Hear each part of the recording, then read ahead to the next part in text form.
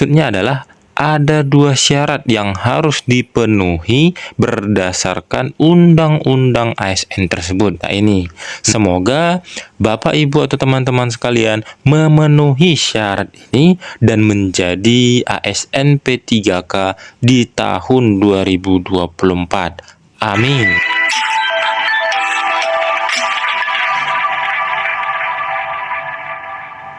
Halo para sobat semuanya, apa kabarnya? Kembali lagi kita di channel Sobat Beken. Belajar keren, berita keren seputar pendidikan. Kali ini kita berbagi informasi mengenai P3K. Seperti di video kita sebelumnya membahas mengenai pengangkatan tenaga honorer yang gagal diangkat di tahun 2023, dan kita kali ini masih membahas mengenai P3K, di mana turunan daripada Undang-Undang ASN tahun 2023 ada dua syarat yang mengatakan bahwa tenaga honorer yang bisa diangkat di tahun 2024 ini atau sampai dengan Desember 2024 ini. Maksudnya adalah ada dua syarat yang harus dipenuhi berdasarkan undang-undang ASN tersebut. Nah, bagaimana informasinya? Resmi, menurut Undang-Undang ASN 2023, Menpan RB hanya angkat honorer yang penuhi dua syarat ini untuk jadi P3K 2024. Nah, ini dia Bapak Ibu ya, dua syarat yang harus dipenuhi dalam turunan Undang-Undang ASN 2023 ini. Nah, dua syarat itu apa saja? Tetap stay di video ini, jangan di skip ya. Pengangkatan menjadi P3K merupakan salah satu amanat yang resmi tercantum dalam Undang-Undang ASN 2023. Diketahui, pengangkatan P3K merupakan salah satu upaya pemerintah dalam menangani penataan tenaga honorer. Namun ternyata, tidak semua tenaga honorer akan diangkat menjadi P3K oleh Menpan RB. Seperti di video kita sebelumnya, banyak sekali atau jumlahnya banyak sekali tenaga honorer yang belum diangkat di tahun 2023. Sudah banyak kebijakan-kebijakan ataupun upaya pemerintah dalam menangani penataan tenaga honorer ini. Tenaga honorer baru bisa diangkat menjadi P3K jika telah memenuhi syarat yang ditentukan. Nah, apakah teman-teman sekalian atau Bapak Ibu telah memenuhi syarat yang sudah ditentukan oleh pemerintah ini? Semoga Bapak Ibu atau teman-teman sekalian memenuhi syarat ini dan menjadi ASN P3K di tahun 2024. Amin untuk teman-teman semuanya.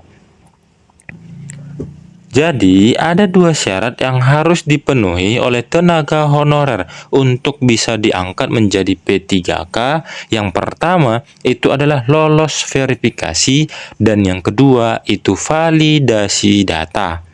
Nah, ini tercantum dalam Undang-Undang ASN 2023 pada pasal 66.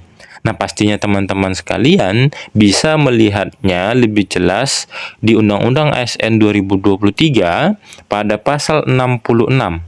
Nah, berdasarkan pasal 66 dalam Undang-Undang ASN 2023, penataan tenaga honorer dilakukan dengan verifikasi, validasi, dan pengangkatan oleh lembaga yang berwenang. Jadi inilah dia kriterianya. Yang pertama verifikasi, lalu validasi, dan dilakukan pengangkatan oleh lembaga yang berwenang. Verifikasi data, nah ini yang pertama ya, verifikasi data menjadi syarat utama yang harus dipenuhi oleh tenaga honorer agar bisa diangkat menjadi P3K oleh Menpan RB. Tenaga honorer dipastikan harus terverifikasi datanya secara resmi di BKN.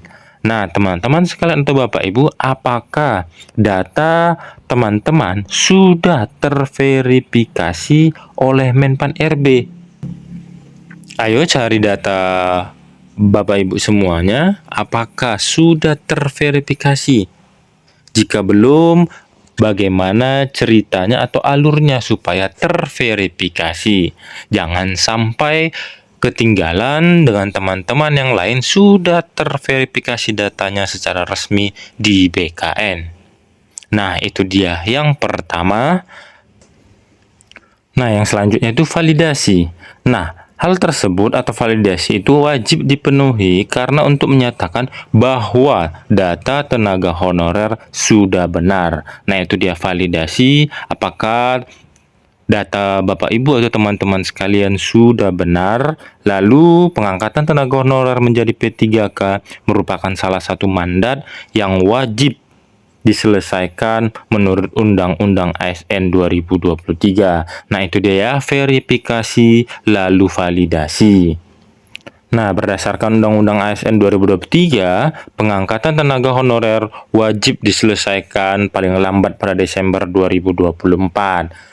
Nah, itulah dia yang harus dilakukan oleh lembaga ataupun pemerintah bersangkutan, di mana teman-teman sekalian bekerja.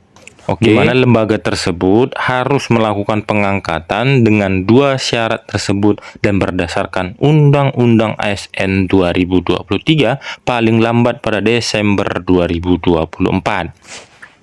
Nah, selanjutnya ataupun informasi yang sudah kita dapat bahwa diketahui sebelumnya pemerintah telah berencana untuk melakukan pengangkatan honor menjadi P3K. Ya, banyak sekali ataupun informasi yang sudah kita dapat bahwa upaya-upaya pemerintah untuk melakukan pengangkatan honorer menjadi P3K. Hal tersebut merupakan solusi yang dilakukan pemerintah untuk penataan tenaga honorer di Indonesia. Kabar mengenai pengangkatan P3K sontak membawa angin segar bagi para honorer. Nah, Menpan RB, Bapak Abdullah Aswar Anas, mengungkap terdapat honorer yang diprioritaskan dalam pengangkatan P3K tanpa tes berdasarkan masa kerja dan usianya. Nah, ini dia informasi yang sudah kita dapat sebelum-sebelumnya bahwa berdasarkan masa kerja, berdasarkan masa kerja dan usianya. Nah, itu yang akan dilakukan oleh pemerintah untuk melakukan pengangkatan tenaga honorer. Nah, ini dia beberapa informasi yang sudah kita dapat bahwa yang diprioritaskan itu dalam pengangkatan P3K tanpa tes menurut masa kerja dan usianya. Yang pertama itu honorer yang bekerja lebih dari 5 tahun. Honorer yang bekerja lebih daripada 5 tahun, lalu honorer yang usianya mendekati 46 tahun. Nah, ini dia ya, lebih dari 5 tahun dan mendekati 46 tahun. Menurut Menpan RB, honorer yang telah lama mengabdi perlu diprioritaskan dalam pengangkatan P3K tanpa tes. Sudah? Lalu, Wakil Ketua Komisi 2 DPR RI, Bapak Junimat Girsang juga mengusulkan bahwa honorer yang bekerja di atas 5 tahun bisa diangkat menjadi P3K tanpa tes.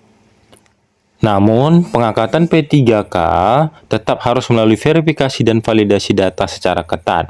Hal tersebut untuk memastikan kebenaran bahwa honorer benar-benar bekerja selama kurun waktu 5 tahun tanpa putus. Jadi walaupun hanya dua syarat tadi itu lebih daripada 5 tahun dan mendekati umur 46 tahun, syarat ini juga harus dipenuhi. Yang sebelumnya sudah dijelaskan, verifikasi dan validasi data secara ketat.